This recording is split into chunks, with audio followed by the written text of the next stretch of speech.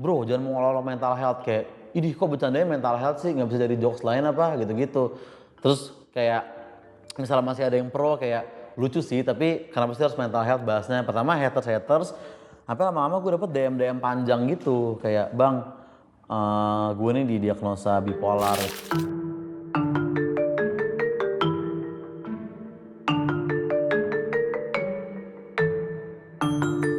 Halo, nama gue Ozar Angkuti. Kesibukan gue adalah ya bekerja dan mengejar impian-impian dari passion kita lah ya.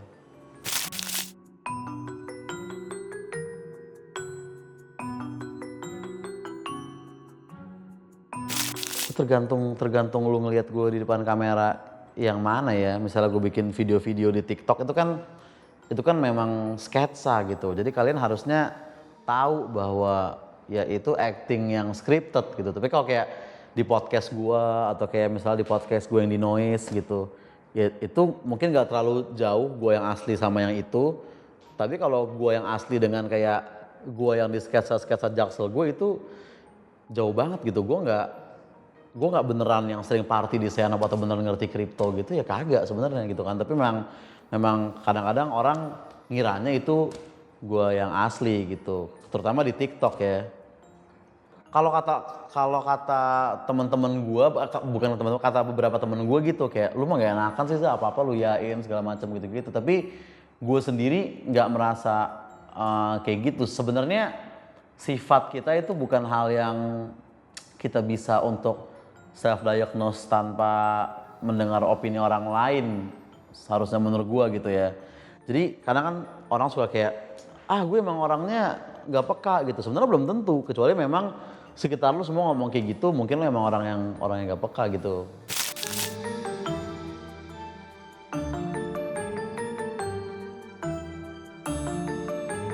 Iya, itu lumayan down. Itu pertama kali gue bikin episode podcast yang non komedi sebenarnya, di mana gue bikin satu episode tanpa gue taruh punchline sama sekali. Itu dulu judulnya Podcastmu Harimaumu, bisa lo lihat di YouTube ya. Karena itu gue diteror bener-bener, di DM-in, di komen-komen gitu.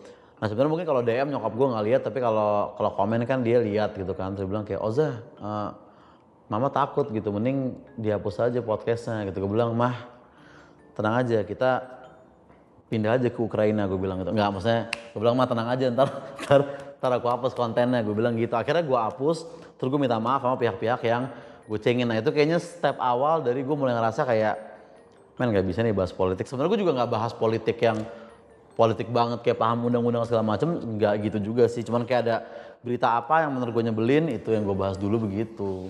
Apa ya, karena komentarnya kebanyakan teror, maksudnya kayak mungkin ancaman ya, kayak tinggal tunggu diciduk aja nih, yang gitu-gitu diksi-diksinya kayak ya ini mah lebaran di lapas nih ujung-ujungnya gitu-gitu. Kayak pokoknya ya tema-tema tentang ketangkep lah, tentang diciduk orang gitu-gitu. Orang-orang yang komen dengan Instagram telur itu kan, dengan akun-akun alter itu lah yang komen-komen kayak begitu. Beberapa juga akun asli juga, tapi wah gue nggak bisa tidur sih gue, karena gue kebanyakan ngopi memang ya gitu. Nggak maksudnya gue nggak bisa tidur karena memang bener loh. Dan itu bulan puasa juga kalau nggak salah ya. Jadi gue tuh bener-bener ketakutan. Abis itu gue Instagram tuh gue private gitu. Dan walaupun episodenya udah gue hapus, tapi udah dari uploader gitu. Dari uploader tuh gue DM-in satu-satu, please dong hapus dong, please dong hapus dong, please lah hapus gitu. Karena semakin lama tayang di uploader itu semakin banyak yang teror gue gitu. Jadi kayak emang beneran takut sih gue. Maksudnya gue nggak mau yang sok-sok kayak cuek dan itu nggak mempengaruhi mental gue. Enggak, gue pada waktu itu kayak ngeri beneran gitu. Apalagi pas mak gue nangis, gue ngerasa kayak anjing, kayak gue salah nih bikin konten begini. Mas saya sih udah umur segini masih bikin mak nangis aja gitu, gue pikir. Iya, karena kayak udah lama kan, kayak terakhir kita bikin mak nangis tuh paling umur berapa sih lu bikin mak lu nangis? Mungkin SMA kali, lu begadang atau ke gap ngapain kan. Tapi kalau kayak lu umur 30 masih bikin mak lu nangis sih, kayaknya kemungkinan besar ada yang salah dari hidup lu gitu. Nah itu yang gue rasain waktu itu, kayak anjir mak gue masih nangis aja gitu. Sampai gue udah umur segini, akhirnya di situ lah gue mikir, udahlah besok-besok gue bikin konten yang aman-aman aja, yang agak aman dikit gitu. Kapan terakhir gue nangis? Kayak pas di situ gue juga nangis tadi sih, yang pas gue ngobrol sama mak gue itu, kayak mak gue nangis, gue nangis juga. Buat gue nyokap gue ya segalanya lah ya. Maksudnya bukan segalanya dalam arti kayak gue sok-sok si paling berbakti sama nyokap, nggak juga. Tapi kayak ya kalau nyokap kita udah ngomong something, sebenarnya kayak kita harus turutin di situ gitu. Kalau menurut gue ya kayak selalu ada clue dari nasihat orang tua mungkin kalau kata gue. Kayak gue percaya itu sih.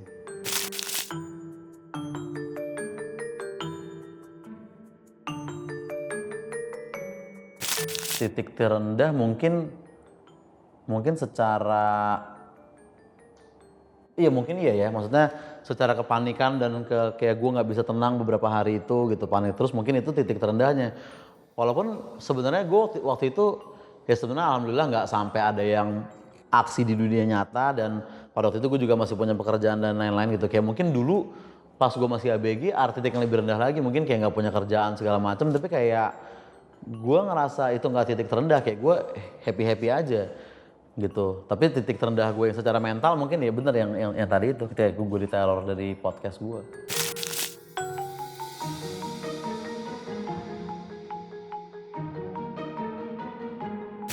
Tapi gue ngerasa mungkin kayak gue ngerasa mental gue sekarang ini ya aman-aman aja, maksudnya alhamdulillah ya, mungkin gue harus bersyukur. Dan dulu juga bukan hal yang sering gue omongin di circle gue nggak tahu karena perbedaan angkatan atau perbedaan lingkungan gitu. Kayaknya di tongkrongan gue dulu tuh kita lebih sering finansial, misalnya kayak anjing bro nikah mahal ya, kapan nih kita punya rumah gitu, atau kayak karir gitu. Kayak kok gue udah bertahun-tahun di sini terus, kayak jarang banget mental health itu, bahkan untuk keluar diksi mental health di tongkrongan gue atau di circle gue kayaknya hampir nggak pernah gitu ya. Walaupun gue juga nggak tahu, misalkan siapa tahu ternyata ketika gue ke psikiater, wah mas depresi dan bipolar, dan bisa aja gitu. Tapi gue rasanya kalau misalkan segini gue masih aman sih mental health gue kalau menurut gue ya.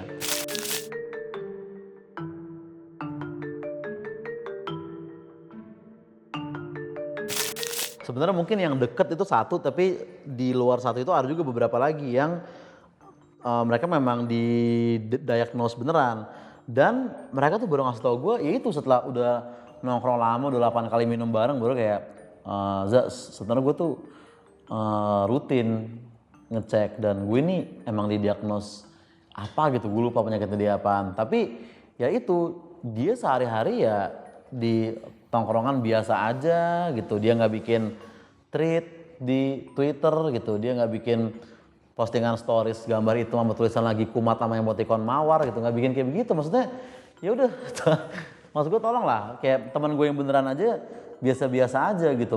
Makanya gue jadi makin yakin kayaknya kalau orang yang beneran sakit justru cenderung dalam tanda kutip nahan, mungkin bukan nyembunyiin ya, tapi agak ngekip gitu. Sedangkan orang yang self diagnose itulah yang wah kayaknya tuh rame-rame banget gitu di sosmed ya kan, bikin segala macam konten-konten itu.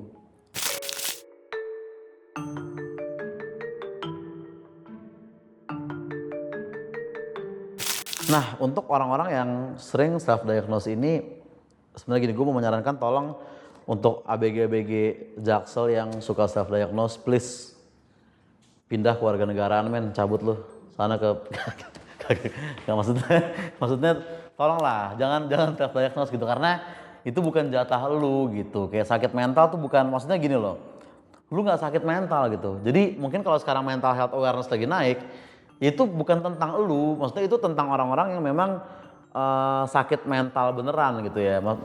Kayak makanya gue suka bahas kayak orang-orang self diagnose segala macem. Terus kayak di TikTok itu kayak gue sering nyebutin tentang Rehat ya, lagu Kunto Aji gitu, karena mungkin Kunto Aji menciptakan lagu itu tuh untuk menghibur orang-orang yang sedang sakit hati atau tentang gundah gitu, orang yang lagi gundah gitu kan. Tapi kadang-kadang orang tuh suka self diagnose di TikTok pakai lagu Rehat. Gue bilang kayak ini kayak penyalahgunaan Rehat gitu menurut gue kan.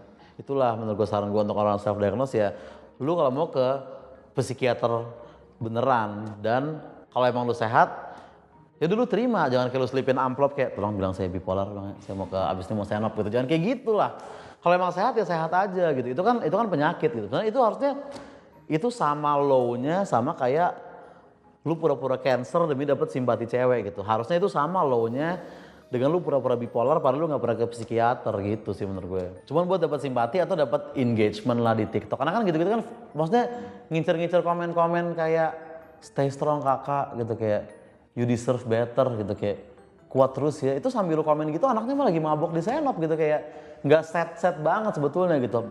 Harusnya komentar-komentar itu tuh datang ke orang yang bener-bener memang sakit mental beneran gitu. Itu yang gue sebel dari orang-orang self diagnose sebetulnya.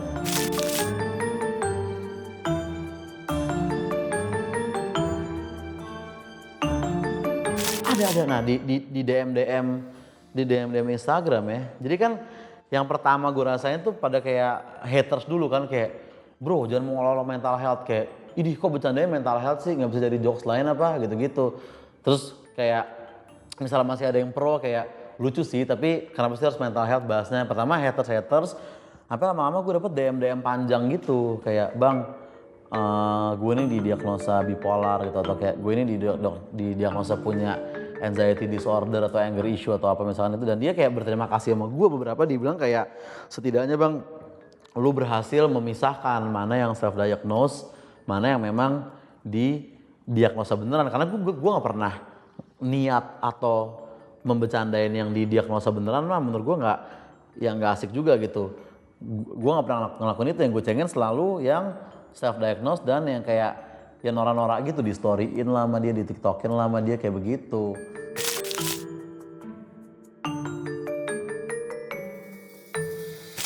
Batas gue adalah sampai yang gue hina bukanlah penyintas gitu kayaknya. Yang gue hina itu bukanlah penyintas kalau untuk di konten. Jadi yang gue serang adalah orang-orang yang self diagnose, kayaknya itu aja batasnya. Karena kalau batas waktu kayaknya selalu ada orang yang self diagnose dari hari ke hari di TikTok, setiap hari kita lihat gitu ya kan. Itu sih batas gue. Nah itu dia ya, gue proud sih mungkin ya.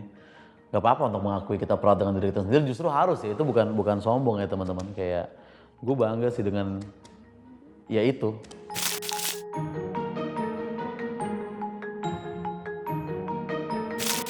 Untuk orang yang nonton video ini, ya pertama tadi itu ya, mungkin gue juga sadar karena lo tanya tadi gitu, nggak apa-apa untuk proud of ourselves gitu. Kayak gue bangga jujur bisa duduk di sini, di menjadi manusia di sofa ini kan. Kunto Aji pernah duduk di sini kan.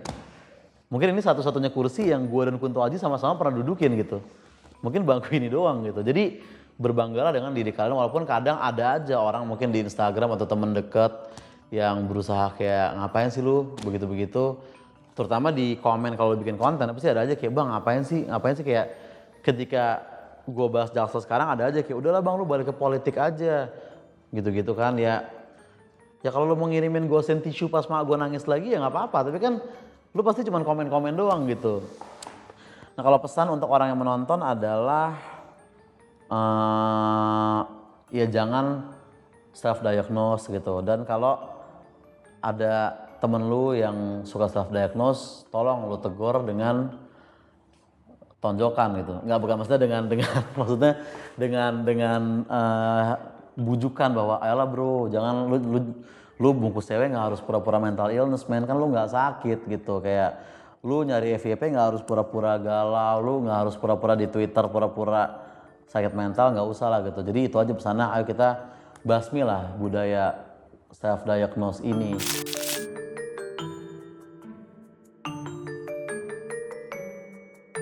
Menjadi manusia itu adalah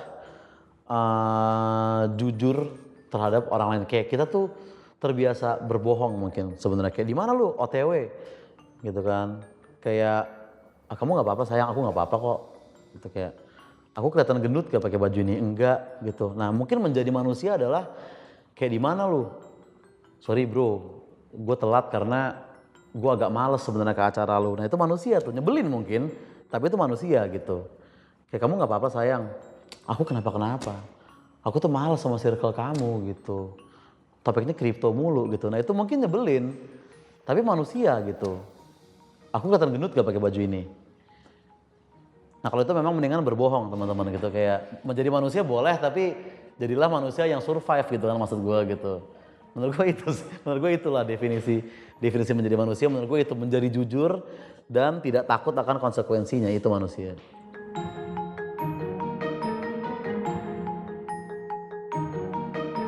Terima kasih sudah menonton video kami dan jangan lupa untuk like, komen, dan share video ini. Subscribe juga kanal kami dan nyalakan notifikasi untuk update terus video terbaru dari Menjadi Manusia.